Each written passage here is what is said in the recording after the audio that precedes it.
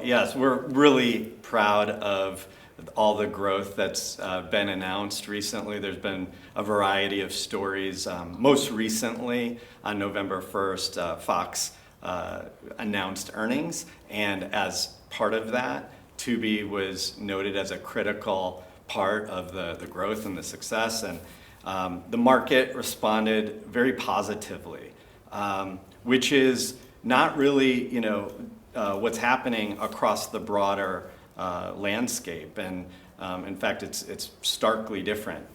You see NBCU and Roku and Google with YouTube, Paramount, Warner Discovery, and even just this week, Disney reported earnings, and all of them saw pretty significant declines. And what's really part of that is that streaming growth in general hasn't been what the market expected from those players, as well as the costs around content and marketing.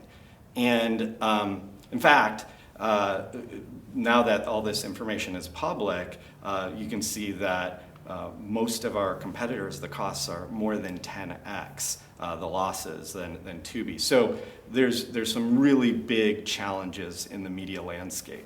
And so why is that happening? And I think I'd like to also note that the marketers in the recent past have talked about how advertising and streaming is kind of challenging to know where to place dollars, because it's hard to differentiate between streaming platforms. And I think a lot of that goes to the shiny titles and the loads of marketing budgets that are being spent.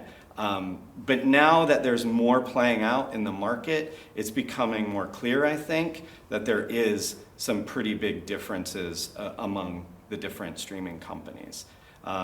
So it plays out for advertisers as well. What is it that's happening? Why is there this growth at Tubi? And it's kind of boring, but it's been our bread and butter. The really secret sauce has been just focusing on the viewer experience. So viewer experience has done a lot for us. It's not just about how do we personalize the over 48,000 titles. It's also the ad experience, and a lot of the people here today at the Beet Retreat, are focused on things related to advertising. And the ad experience is something where you focus on it, it drives that viewership, but what else? The pain points that, how does it drive revenue? And the pain points of scale, reach, and incremental reach, that is something that a great viewer experience solves, because we continue to grow. And then the ad experience around having low ad load, having really well-timed breaks, good frequency management.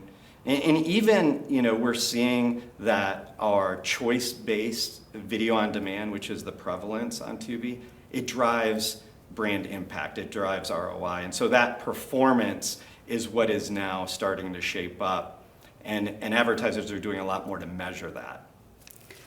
Yeah, you brought up a lot of important issues about what's happened this year and in the past couple of years. During the pandemic, viewership spiked for streaming. I don't know if that means it pulled demand forward, and now we're settling into something. Do you have any thoughts on what's happening out there? Or? Right, yes. I think it's something that it was seen beyond just media, right? In media, yes, people talked about this accelerated things by a couple years. Same thing happened in digital retail, purchasing things, shopping, delivery, those types of parts of the industry were also accelerated by a couple years. And I think that acceleration, we've continued to see growth at Tubi with that. We expect that there could be more acceleration as we face economic headwinds. Nothing is really better than a free product when times are tough. And another key topic that we discuss a lot here at the Beet Retreat is about measurement. What are your thoughts on that as far as measurement or trying to find a common currency? Is there anything that's really intriguing to you? Yeah, I mean, what's intriguing at Beet Retreat, it really has been the best and the brightest focused on measurement, focused on currency for several years. The curated group of professionals is really fun to be a part of. And what we've seen over the years is an advancement.